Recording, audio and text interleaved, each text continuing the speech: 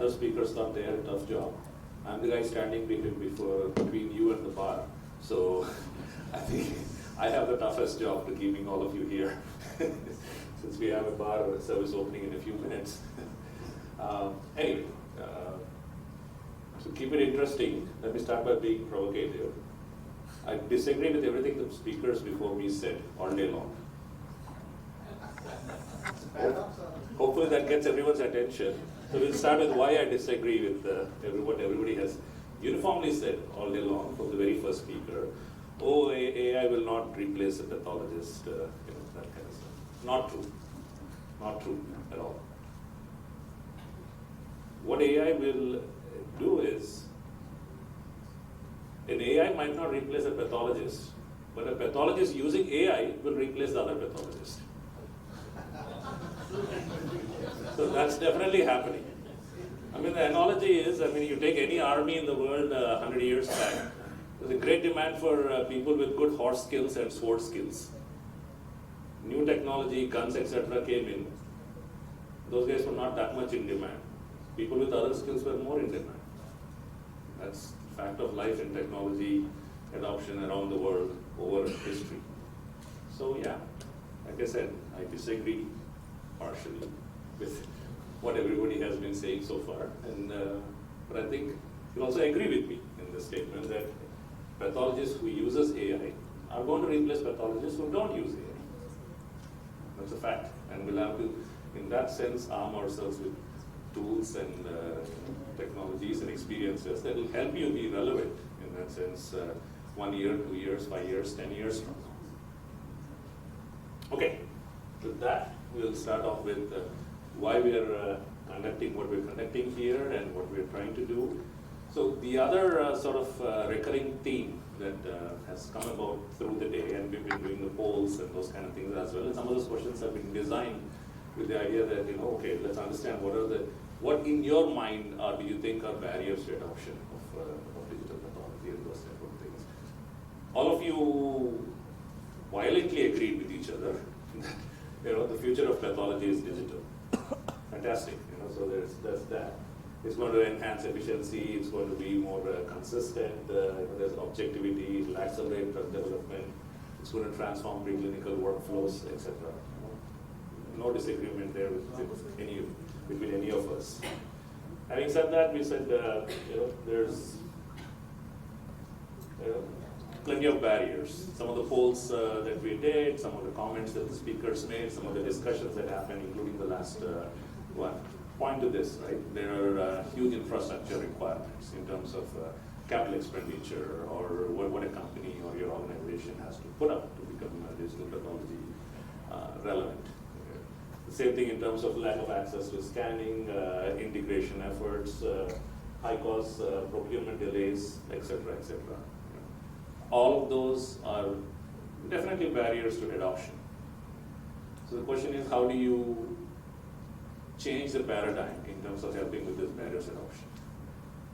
By the way, if I just did a whiteout on the digital pathology barriers, and then did a whiteout on the middle square there, and said infrastructure requirements, high costs, procurement delays, all of these kind of things. Are those actually just limited to pathology? Those are there with almost every industry, right? As industry progress in terms of, okay, how much do I need to invest? What is the more efficient way of doing things? Those type of things. Those are all, again, universal factors. And so how have other industries gotten through those problems? Okay, if you can't afford a car, maybe there is a use-as-you-go service. Oh, I don't know, something called Uber. In other words, you now reduce the barrier of using a car by not having to do a capital investment. That is true of other industries as well. You could consider something like that in digital pathology as well. Not necessarily that one always has to think in terms of, I have to buy something to be able to use something. Right? That is a paradigm shift that's happening across industries. Which is where we are introducing something called digital pathology as a service. So all of you here are, in a sense, self-selected because you're interested in some aspect of digital pathology and by extension maybe some aspect of AI. And you're here for that. And one of the things you're obviously struggling with is in terms of, okay, I'm interested in it from an intellectual perspective. I'm curious about it from a professional perspective. But how do I go about doing it? Because certainly I don't have the budget for it. That is true, in a sense, for every organization. So how does one do that? So that's where we have thought about it, and based on the feedback, and as has been said once or twice before, we've been working in this area now for the better part of a dozen years. We have several organizations that we work with, most of them or almost all of them outside the country. Let's call them earlier adopters of digital pathology and AI. It's not to say that they somehow have something else, but whatever. Indian organizations are catching up now. They're beginning to think about AI or thinking about digital pathology. So we have at least the learnings from some of those early adopters to understand, again, they have the same problems, right? Do you really want to put $250,000 to buying a scanner? Does your volume justify it, etc.? But if you're able to think about it in a different business model, in a different usage model, and say, okay, just use digital pathology as a service and pay as you go. It's like Uber. Suddenly that makes it more universally accessible. And then there is less risk in terms of the risk that your organization will have to take in terms of adopting this, because you can do this on a small project to start with. You see some gains on it, the ROI is justified to your manager or to your executive or whoever it is, then you can keep going forward. And at some point, maybe the volumes justify that you bring everything in-house, and instead of being a Uber user, you become a car owner. Fine. But till that point, as a learning curve, or as with a set of training wheels, use digital pathology as a service. There's a subscription model. There's the ability to digitize tissues, samples into whole slide images. There is the ability to archive and store things, because let's not forget, and it was peripherally discussed in terms of somebody asked a question, I think to Pankaj, when in terms of what was the storage or what was the size of the files and everything. That was a very important question, because in all this glamour about AI, some of the nuts and bolts, in terms of storage costs and all of these things get missed. And those are important considerations, right? When you're looking at an ROI analysis or when you're thinking about investment. So I'm glad somebody asked that question and he was able to answer it. But then we have the ability again to make it as storage, use as you go and pay as you go, so that again the barriers to adoption, at least from an economic perspective, come down. So very simply, the process is, you ship the slides to us, we scan and digitize the slides, we upload it to our image management system, much like what Pankaj was using. You have access to all of the images and reports, from as a web-based platform. Or if you have access to a browser and have a decent internet connection, you can start using this.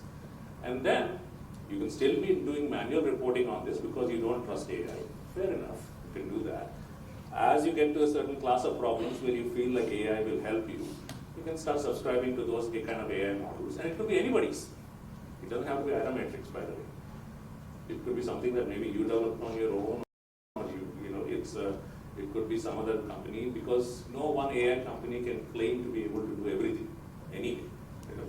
The field is too vast and too complex and too expensive in a way to develop AI solutions, be the one-stop provider.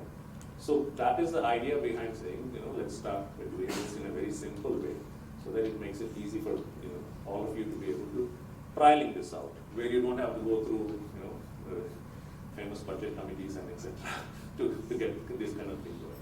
So if you are interested in it, again from an intellectual perspective, or you feel there's an organizational need or a customer need coming, you can start this very quickly and go through. And then you can always bolt on things to it. Maybe you want a custom solution developed. We have a way of doing custom solutions very fast and responding back to you. Or you want an existing AI product, whatever it is. Or you don't need anything. You just need the image services, because this is how you want to have a dialogue with your clients or with the peer review, whatever it is, those type of things. You could do all of those in a very simple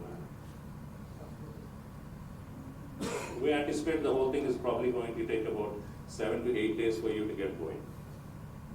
If you feel like there is a project where you want to start looking at digital pathology, it will probably take you about 7 or 8 days to get started with us. That's it. That's as simple as that. And then of course, it's all piecemeal. You can only do scanning if you want. You want image management, you can have that. You want image analysis, you can have that. You want any storage and archival type of things, you can have that. None of the, so it's not a one-stop thing as in you need everything. Up to your requirement, up to your comfort level, do it the way you want it.